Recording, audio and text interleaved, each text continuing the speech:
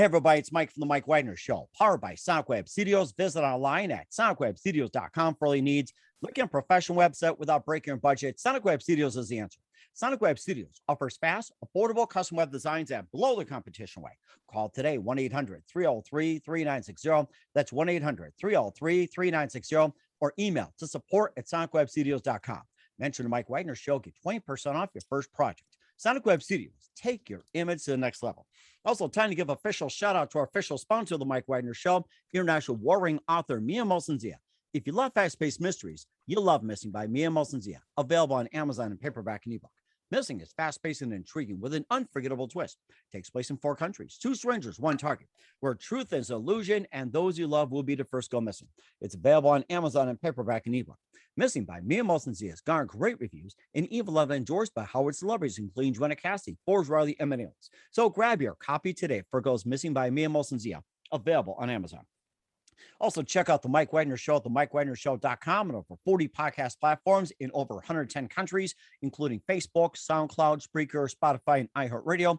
Also, Anchor FM, iTunes, Google Play, Amazon, Audible, Apple Music, and more. Also on HamiltonRadio.net, Oldies Radio, Diamonds FM, and more. Take the Mike Wagner Show with you on any mobile device. Subscribe to the Mike Wagner Show on the YouTube channel. Follow the Mike Wagner Show on Instagram and Twitter today. And for great gift ideas, go to Amazon.com and check out the Mike Wagner Show podcast. T-shirts, pop sockets, throw pillows, tote bags, hoodies, baseball gear, and more. Makes great gifts 24/7 for your loved ones. Amazon.com and check out the Mike Wagner Show podcast. And for more great gift ideas, go to Amazon.com/Mia Molson-Zia for great books like Missing, Once, and Wrinkles. Also T-shirts, pop sockets, hoodies, phone cases, and more. Amazon.com/Mia Molson-Zia. Check it out today.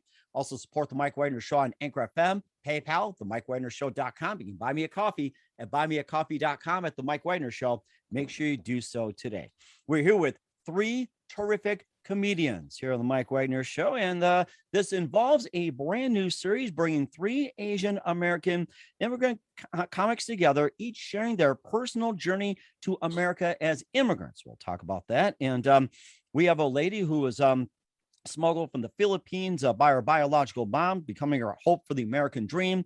We also have another who was adopted by a white family and sent home and sent with a cookbook. And also we have another who learned English by watching Sister Act. I hope Whoopi Goldberg is watching this one, maybe just be inspired by this one as well too. And live, ladies and gentlemen, from the Plus Studios in beautiful downtown Los Angeles, we have 3 amazing comics on there, all coming together, sharing their stories in a series called Asian American Eyes, an immigrant comedy special, which is on the Real Women's Network, which debuted last month.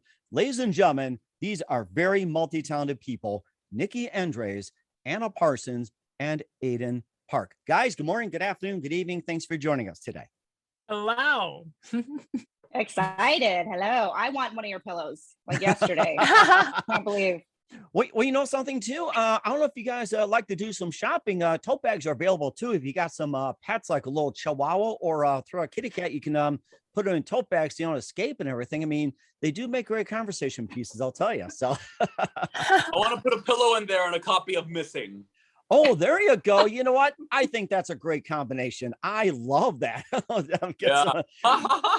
Oh, we'll definitely get something out to you. So you guys all come together in a brand new series, bringing all of you guys together, together, each sharing their personal journey to America as immigrants. And let's start off with Anna. You were smuggling from the Philippines by your biological mom, becoming a hope for the American dream. And of course, you're actress, comedian, writer, producer. You appeared in Adam Ruins Everything on True TV and The Affair, Dexter on Showtime, and also worked with Labyrinth Theater Company, stand-up comedy with David Arquette.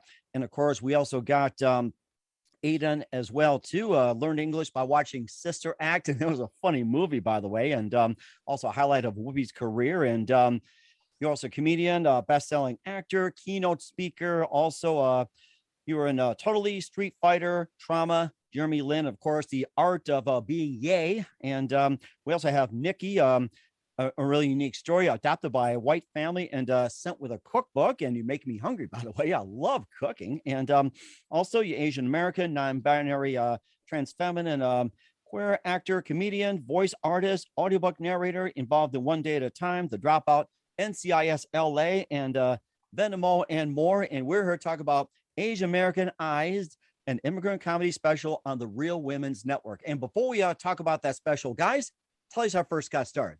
Take turns. Wait, what's the question? Yeah, tell us how it first got started. Like all of us, like this project, or just all of us? And well, let's just go one at a time here. So who wants to go first? Anna, go first. Okay, yeah. So it came together because I met Nicky in an acting class, and Aidan and I met on set many years ago. And actually, Aidan was our inspiration to start writing comedy because we've been auditioning a lot in Hollywood, and we were like, we just need to tell our own stories. And so I just had, in a meditation, it came to me. I was like, oh, we're all immigrants. Like, why don't we come together and do something special with our stories and create something that that is unique in its own way? And so that's how it happened. And I pitched it to them, and they were excited, and we made it on a no bones budget. We did it ourselves. People came and just gave their time, and it's incredible how far it's come, and I'm excited to share it. That's really interesting. And Anna, tell us how you first got started in the business. I studied in New York City. I studied musical theater, so I got a degree in jazz hands, which took me really far. Being sarcastic. Yeah, so that's what I did. I was a total theater nerd, and then I moved actually to LA to be close to my family, and I've just continued to do theater and TV and commercials. And then I started doing stand-up, which like allowed me to start writing, because my belief is like we have to create the change that we want to see on television, which for me is people of color and very Filipino. So that's how it's evolved, and I'm still at it, guys. I'm still at it. And did your mom manage to achieve the American dream when you got smuggled in by your biological mom? She did. And Amazing. I think I talk about it in the special. I feel like she is like watching all of us right now, and she's here and so proud of what we did. Yeah, so it's really exciting, and I'm really proud of this. My family's proud of it. Yeah. That's rather interesting as well, too. And what was it, one precise moment that simply influenced you into what you're doing for the rest of your career? Well, those like 5-cent residuals that I get, those are really exciting. Now, we all love those, right, guys? 14 cents. Yeah, the 14 cents. I think right now, because I've been so focused on writing, and I write a lot of spec television, again, around the Filipino American experience. And one time I had a reading of a pilot that I wrote called The Asian That Didn't. And we had the reading, and a Filipino, a dance troupe. I used to dance in a dance company. He came up to me and he said to me, you're telling my story, because he was gay in Texas, Filipino, he didn't fit in.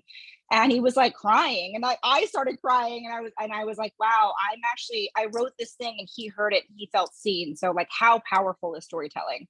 So that is one bit that keeps me going, and I'm excited to create more.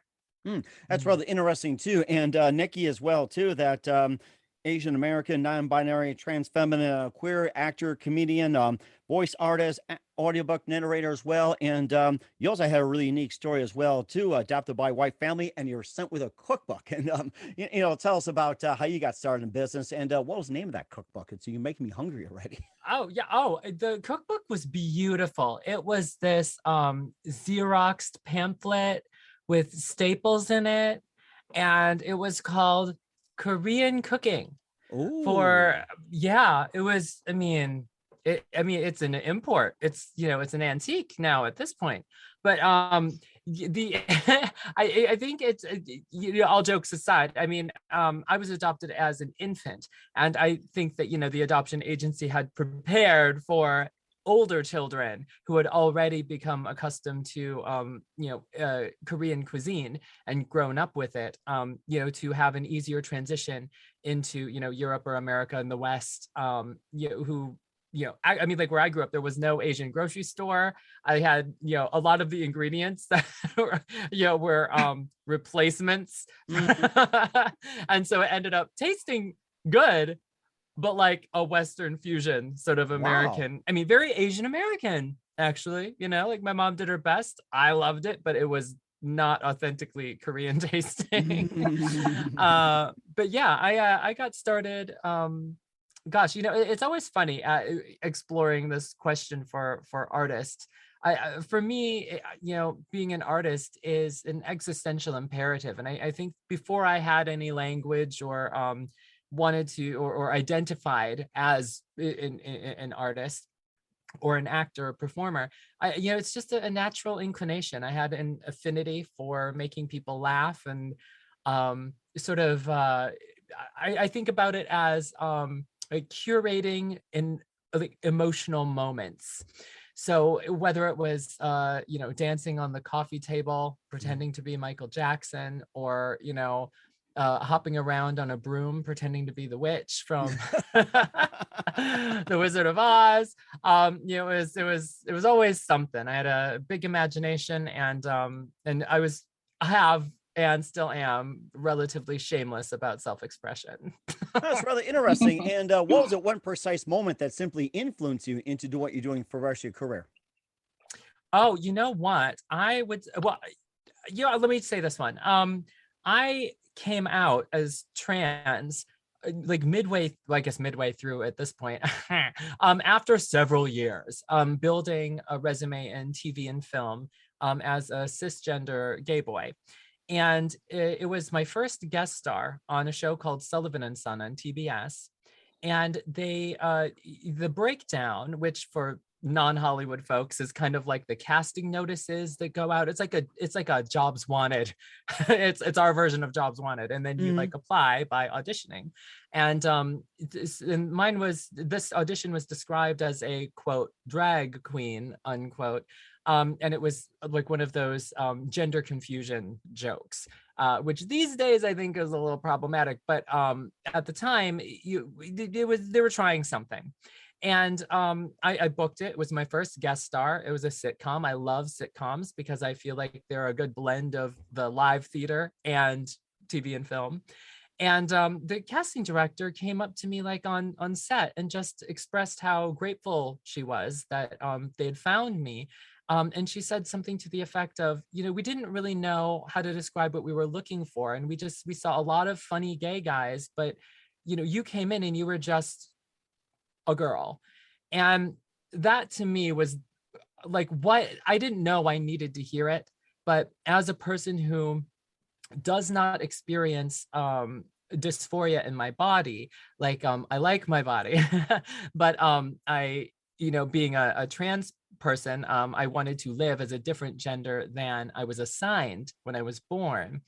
Having that kind of feedback and having someone see the real me inside, someone I didn't even know, no friend, not a friend, no one with any vested interest in my happiness or well-being, just somebody with a kind, honest word, really for me, signaled for me it was time to come out and that I really was trans. And so that changed the whole second chapter of my career, and I ended up having to really kind of start over. I didn't work for 5 years, and then I just started again with co-stars and have been building back up into guest stars and regular, or going for series regulars this pilot season. So it's been kind of a double journey for me, and but that moment I do hold and treasure as a significant turn. That's a very interesting journey, I gotta say that. And then Aidan, let's go over to you here. You're a comedian, best-selling author, keynote speaker. You've been totally Street Fighter, Trauma, Jeremy Lin, Art of Being A. You learned English by watching Sister Act. And then tell us how you got started in business, besides watching Sister Act. So How I got started in show business? Yes.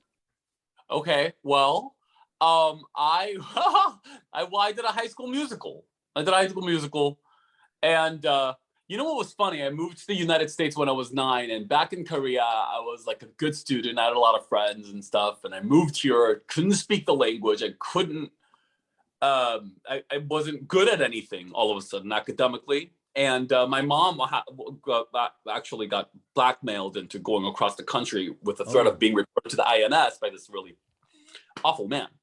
And so I kind of lost everything. And so from 9 to about 14, I was very, very sad because I didn't feel like I was good at anything. I had no real emotional support. It was just very difficult being raised by my grandmother in government housing, you know.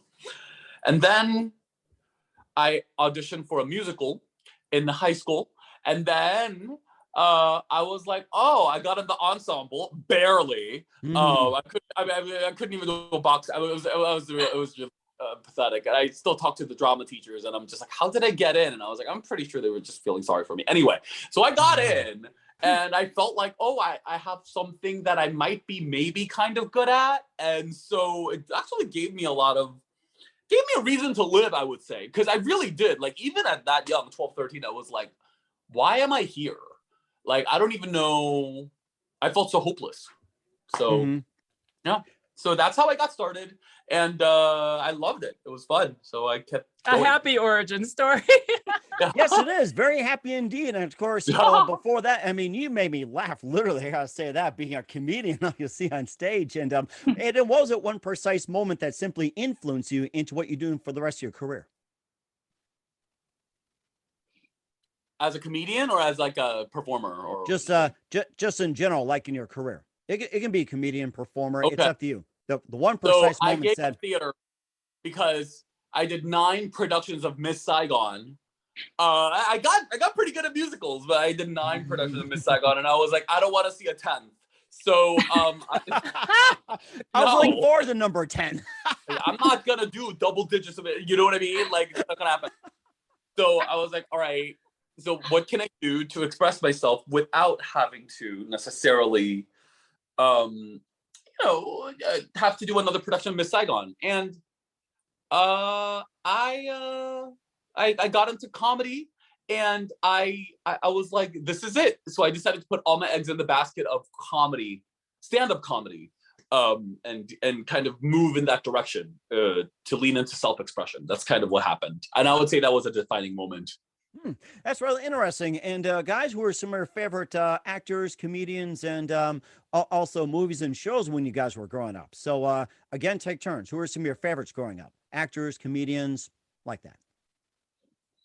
Well, in terms of comedians, I'm like super old school. So I love the Richard Pryor, the Eddie Murphy, Raw. I mean, that stuff back in the day was just like, him in that red suit, just like swaying out, you know what I mean? Like, and I think that was the interesting thing too, as I think back on it, was his stories came from, this sort of a semblance of trauma with his like mom, like hitting him and stuff, but he found a way to make it really, really funny. So I'm like super down with the old school comedy. I love Mark Maron too. He's not very old school, but. That's really interesting. I guess the slap takes on a different meaning these days after what happened at the academies. Yeah. Okay, and Nicky or Aidan, go ahead. Who are some of your favorites growing up? Margaret Cho definitely made. Oh, sorry, this is Nicky speaking. This is an audio medium. It's okay. It's just like, well, you can say it's just a group conversation. Go ahead. Go ahead, Nicky. Okay, I'll go. Margaret Cho is my number one. I would say that seeing Margaret in her HBO special, and then and I'm the One That I Want, was one of those moments of an Asian person on television. And her show All American Girl was my sister and I were in love with that. It gave me the just the hope, the idea that someone like me could be on TV or even be successful in this business at all. And also just her sense of humor, her raunchy, sex positive, gay, inclusive, just a brand is very much my sense of humor. And I would say, if anything, it took me a really long time to develop my own comic voice because I was so in love with Margaret and her material. I didn't have anything original to say. I was just really good at retelling all of my favorite Margaret Cho jokes. And then these days, my favorite comics are inspired our special, Ali Wong and Hannah Gadsby. Wow, that's really interesting. I seem to like that. That is amazing. And then Aidan, how about some of your favorites growing up? Margaret Cho. Actually, when I first moved to the US, I was 9. and I saw her on TV, and I was like, oh, there's Asian people on TV in the US. Who knew? Really. And we went on to perform together, Margaret and I, and she ended up writing the foreword to my book. And so it was a really big winning moment for me, actually. And because she influenced me a lot, being a little in-closet gay boy in San Francisco, watching her specials was really special. Watching her special was really special. Very special. Yeah.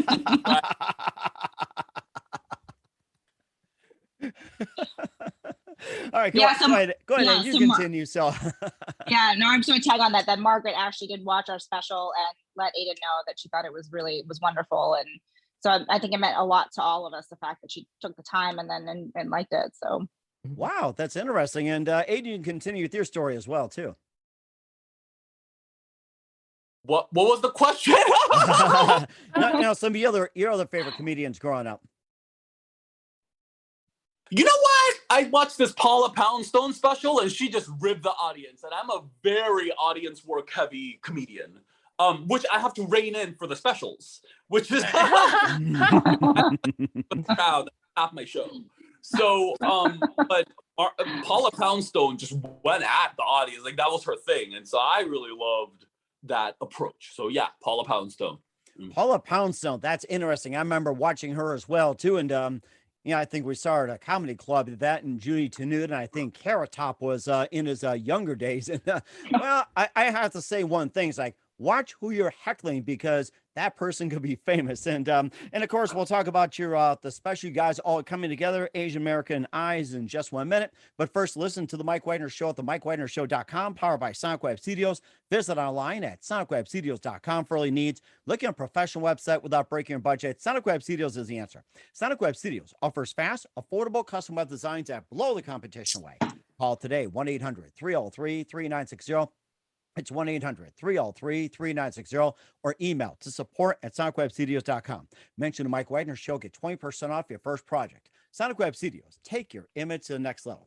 Also, time to give official shout out to our official sponsor of the Mike Widener Show, international warring author Mia Molson-Zia.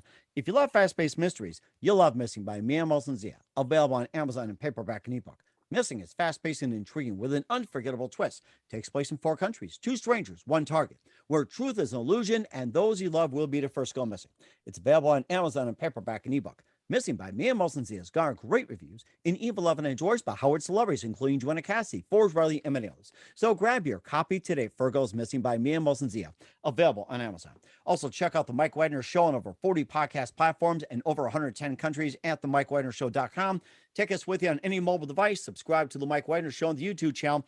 Follow the Mike Widener Show on Instagram and Twitter today. And for great gift ideas, go to Amazon.com and check out the Mike Widener Show podcast. And for more great gift ideas, go to Amazon.com/Mia Molson-Zia for great books, merchandise, and more. Amazon.com/Mia Molson-Zia. Check it out today. Also support the Mike Widener Show on Anchor FM, PayPal, themikewidenershow.com. You can buy me a coffee at buymeacoffee.com at the Mike Widener Show. Make sure you do so today. We're here with 3 terrific comedians here on the Mike Widener Show. Call themselves the Asian Comics. It's a brand new series bringing 3 Asian American immigrant comedians together, each sharing their personal journey to America as immigrants. It's called Asian American Eyes, an immigrant comedy special featured on the Real Women's Network. We have Nicky, Endres, we have Ana Parsons, and Aidan Park as well, too. We talked about their stories and how they came together. And of course, you just have like a really, really common theme as well, too. And just coming together, sharing stories, and also the fact that sharing stories alike, and, the making of the special and everything. And I guess what was just the inspiration and the reason behind this as well, too. It's being directed by Felipe Figueroa as well, too. And I mean, just really heartwarming as well. Thank you. Yeah, I mean, it was like, again, it was a thing where I think I pitched it. We all, I pitched it, and we all came together, and we had about a year-long process of rehearsal and rewriting things and making sure things were fitting, taking things out that didn't work. Just coming together as a team and putting it all together. And we actually shot it a week before the pandemic. So I mean, a week to the day, like the week it shut off a week after, and we were like, oh my gosh, I can't believe that we were able to get this shot, because had it been a week later, it, wouldn't have happened. So it's practically a miracle. And now that it's out and people are really responding to it, it's awesome. Mm-hmm. And Nicky and Aidan, you can also chime in as well too from your perspectives.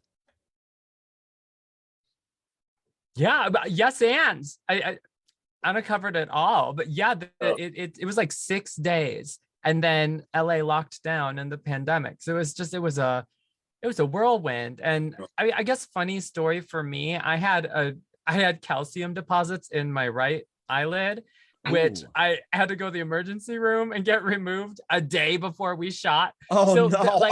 yeah, so in my I was having anxiety thinking, oh, we should reschedule it. And I changed my outfit, my makeup, everything. I just made everything red because I figured, oh, if I'm just in a bunch of shades of red, maybe no one will notice that one of my eyes is bloodshot. And so it's just the juxtaposition between like that happening right before we shot and then the pandemic. I was just happy that I could be present and hanging out with my friends because I, devolved into a puddle of anxiety for a year afterwards.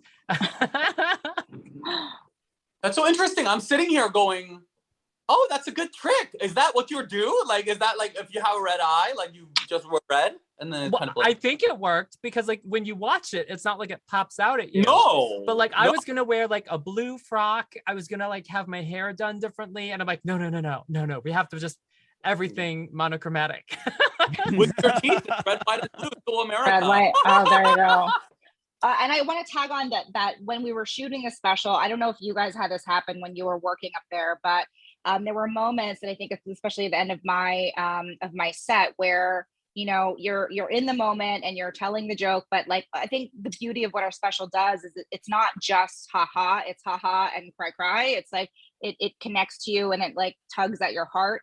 So I had this moment where I was like at the end and I'm saying Mahal Kita, I'm saying I love you, my mom, as my mom, and I'm looking in the audience and I just see people in tears. Like I just see them like so moved by it. And that was just incredible, because there's nothing like that where in the sense of like you expect a comedy special to be like, haha, you're gonna walk out and it's like, but people were like, oh my gosh, this is the night of storytelling. This is like, and this like it connected to them. So that was it was pretty beautiful. Yeah, that's a really good point. And you talked on that earlier, Anna, just the power of the storytelling. And we've all said, how seeing someone like Margaret Cho on TV when we were younger, I mean, the visibility, can't be taken for granted. I don't think that we can overstate the importance of how the stories we tell reflect what's going on in the world. And when people are left out of that, of participating in that, there's this whole chunk of human experience that is left invisible and untold. And the best stories, I think, are universal human experiences and the diversity of specific details that come in from different perspectives, whether you're, no matter your gender or your race or your religion or upbringing or age. Like the best stories are all going to have that core heart, I think. And the exciting, fun part for me as both an artist and an audience member is to be surprised and feel deep feelings told from many different perspectives. I think that's the most beautiful part and of the human connection and storytelling. And that was one of our artistic goals. And I think we really delivered on that. I'm really proud. That is quite interesting. And of course, Aidan, you can also, chip in as well too, like some of the stories you shared and everything else and, how you connected and everything. And I got to say this, like, you've got great potential to be one of the best comedians out there. So, and if you want to just do a little comedy skit, go at it. So, well, yaka. yaka, yeah. Okay, well, thank you. I have personal, this is meaningful because Anna and I met in 2009 being extras for a music video called I Love College. When we looked like college students, and I just moved to LA and she was the first person I met, and we both did Shakespeare. in a sea of just like college kids. It's like, I want to be a star. Like, and then she and I really connected over theater. And I met Nicky because I lost my partner. It was my first birthday. Well, it was Anna's birthday party. And I lost my partner the first Anna's birthday after I lost my partner. And I was a mess. And I met Nicky, but like we like immediately were like, who are you? And we had this, Yeah. what? Who are you? And so we all kind of did this thing together. We had this connection, and we met during a really challenging, for me at least personally, transition time. You know, I moved to LA, and you know, that's my partner, and I felt, and so for us, the three of us, to stand together on this, meaningful, really meaningful on a personal level. You know, beyond us being Asian or us being immigrants, on a personal human level, really special to me, these people, you know? So, yeah. Mm-hmm.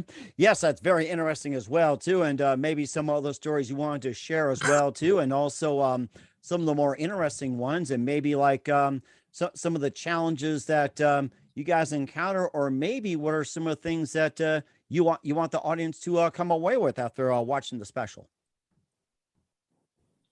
Oh, there's so many things I want the audience to come away with. I think Felipe said it, and I'm going to badly quote him, but like that, you know, you feel like you're other, but just to remember when you're watching this, that there are others out there, and that you're not alone in that experience. And like, I mean, I was joking the other day, and I talked about this in another interview, that like I'd grown up watching John Hughes movies, and The Breakfast Club was one of my favorite movies as a kid. Oh, I loved it. Yes. Love The Loved it. Breakfast Club. And like there was something about the being in high school and not fitting in and just being a dork and like not, you know, just feeling very other, that he, in his storytelling, he's a white guy in Shermer, Illinois, writing the story. And I'm like, how do I connect? But it was that humanity. It was that feeling of like, oh, this is a universal feeling of feeling other. So like, I guess I'm hoping people walk away with like, that it's okay, you're not alone, and like we all exist, we're all out here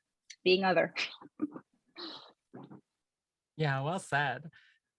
I just to yes and that I and double down on what I said before. It's I think that all of us bring our stories to that theme, but we're all really different too. And I love the overlap between the glorious diversity of experience, but the sameness in heart.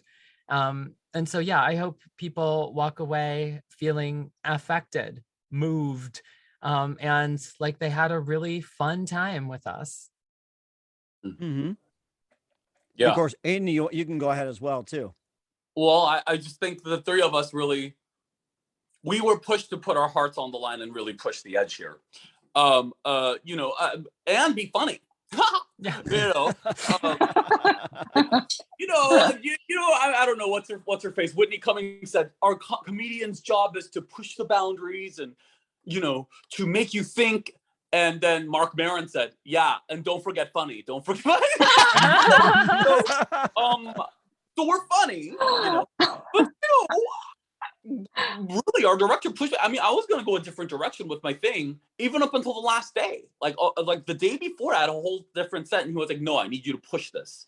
So it really had me delve into the heartbreak of losing a partner, and you know, getting HIV. Actually, that was a rough thing to share, and I'd never done that before on a public platform. So we were all being pushed to really put our hearts on the table, and be funny. So and we did it. So yay. Yeah, I'm really proud of this. It's so awesome. And something, yeah. Something, and to yes, and that I think something you said, Aidan, in another thing, that the power of the vulnerability, right? It's like there's so much power in being vulnerable and in being sort of naked in this way, where we're naked and funny, but vulnerable, and like that's how people connect. That's how, and I think that's how the special is going to connect to people, is because we are. That's And really it is funny. And it's funny. Yes, it is. That's right. Naked and funny. I seem to like that. And then lastly, where can we find Asian American Eyes at as well too? Where can we find all that? So it's on the Real Women's Network, and you can rent or purchase our special there. And you can, it's a streamer, and REEL, oh God, REELV. Oh my God, you guys, I cannot spell. Real is in movie real. Yeah. Movie reel, as in movie reel. And you can rent or purchase us, and then you can like cast it on your TV and watch us on the big screen. Okay. All right. We'll certainly check that out. And what's coming up for the Asian comics and more? You listen to the Mike Widener Show at the MikeWidenerShow.com, powered by Sonic Web Studios. Visit online at SonicWebStudios.com for all your needs. Also brought to you by our official sponsor, the Mike Widener Show, international war ring author Mia Molson's The Missing, available on Amazon and paperback and ebook. We'll be back with the Asian comics of Nicky, Anna, and Aidan after this time out. We're back with the Asian comics from Asian American Eyes, Immigrant Comedy Special on the Real Women's Network and the Mike Widener Show with Nicky Endres, Ana Parsons, and Aidan Park. And you guys have been absolutely fantastic. And what can we expect from you guys in 2022 and beyond, either as a group or individually? So I'm Anna, I'm writing. So I'm actually polishing up a couple pilots that I've been working on, both actually everything I literally write is about the Filipino American experience. So I'm working on a Filipino sitcom and then another sort of dark comedy about being a failed Filipino because I didn't become a nurse. So I'm working on some TV stuff. Okay. And Aidan? Well, believe it or not, I'm going to be on the OnlyFans first comedy show because they're trying to break out of porn. And so they were like, we want you to do this comedy. I'm like, okay. Now, I passed for like okay looking. And I was like, yeah, I was like the third choice, but still, whatever. So find me on OnlyFans, guys. You mean OnlyFans? I mean, is that it? It's like only your fans. Do you know what OnlyFans is? OnlyFans? Yes, it is. I'm familiar with it. Yes. Illegal? Is it censored? Okay, well, you know. You know what? Maybe you two can answer that question. I'm just moderating. I'm doing that. Please, I have a copy. I have my book, The Art of Being Yay. I have a wellness brand built around that about being happy. So follow me on platforms for happiness, encouraging stuff. Read my book, and it's available on Audible and Amazon, and it was a bestseller with a foreword by Margaret Cho. So yeah, that's kind of what I'm building on. Oh, that's fantastic. I'm certainly looking forward to it. And Nicky, what can we expect from you in 2022 and beyond? Hopefully a lot of TV appearances. That's not something I have direct control over. I just finished filming a guest star role on the show Good Trouble for season 4. That'll be coming out probably this summer. You can still catch me in The Dropout on Hulu, playing real life woman Ana Areola. And and I'm working on a bunch of audiobooks. So right now I'm recording a nonfiction about the evolution of drag coming out of Brooklyn in the early 2000s. So yeah, I look forward to a lot of cool projects releasing throughout the year. And certainly do so, and we're looking forward to it as well. And who do you consider biggest influences in your careers? Oh my gosh, that's a big one. Biggest influences. Well, I would say in terms of a writer for me, I would say, well, obviously Joe Coy, paving the path for Filipino American comics. And he also, everyone auditioned for Joseph, which is his new series on ABC. So definitely him as a writer. And I would also say primarily because it's a show that also has a Filipino protagonist is Miranda Kwok. Miranda Kwok, because she created the show The Cleaning Lady. And I'm also a nerding out fan of Phoebe Waller-Bridge. I mean, like, for Fleabag, because I come from theater, so it's like Fleabag, she created the show. She's a writer, she's a boss ass bitch. She's like literally everything. She's a theater girl, and she creates television, and she acts. Like, she's everything. Yeah. Oh, it's amazing. And then Aidan as well. Or let's see, I'm trying to think. Who are we missing here for biggest influences? Do we cover everybody? Oh, you know what? Let me go, because Phoebe Waller-Bridge is definitely a segue one for me. Love her work. Love Fleabag's one of the best shows ever, period. I would say my showrunners from One Day at a Time, Gloria Calderon-Kellett and Mike Royce, have been just amazing. They're both just amazing human beings and very talented. But also just what I'm in this, oversaturated Hollywood market and age of streaming and social media. I've really kind of embraced branding, and I don't mean from a commercializing kind of point of view. I mean from a mission, vision, values, like CEO of my own self business as artist point of view, and that aligning and working with artists and professionals with a shared brand for inclusion and diversity and sustainability, about responsible storytelling, conscientiousness, and really not being proselytizing, but a little bit of edutainment in there, just to help infuse entertainment with a mission beyond just being fun. Like those are the artists that I have most adored working with, the artists that I most keep in touch with, producers, directors, fellow actors, writers. And I think that you're working on One Day at a Time was really a highlight for me in terms of my development as an artist, and continues to be a guiding light for me today. That is so amazing, guys. I mean, you guys got some great stories there. And what's the best advice you guys can give to anybody at this point? Be yourself. It's so cheesy. I don't know. I think especially in Hollywood, and I think it's something Aidan said before many times, is like, you can't be anybody else. You really have to embrace who you are. Like, I think that's, Aidan, you said you were teaching some kids in Pennsylvania where you are, a class. And the thing is like, if you don't embrace who you are, you're just going to lose yourself in Hollywood. So, and I think that that's especially what we did with this show, was like, we really embraced our stories. We embraced our uniqueness. And we brought that to the camera and to this project. So that's probably what I'd also tell my younger self. Okay. All right. Yeah. Mm. Okay. Go ahead. Who's next? All right. I would say your emotions won't lie to you. Lean into them. You might make some mistakes, but you'll find in the long scope of things, listen to your emotions. If you listen to your emotions, you'll get there eventually. You might make a few missteps along the way, but that's part of the learning process. Don't ignore your emotions. Listen to your emotions. Lean into your gut. Yes, definitely. Or you'll be totally lost. Yes, I should do that too. So eventually. Yes, definitely. I like that one. And Nicky, how about you? Best advice? I would say be generous. Self-care is important, so make sure you've got your own resources covered. But I don't just mean fiscally or energy wise. I mean just the spirit of generosity. I think that Hollywood can feel, and it is, rather competitive, and it's easy to get stuck in a mind frame of starvation mode and pettiness and insecurity, and none of that helps your art. None of that helps you as a business person, as a professional. And networking isn't about finding people who are going to help you. It's collaboration and networking.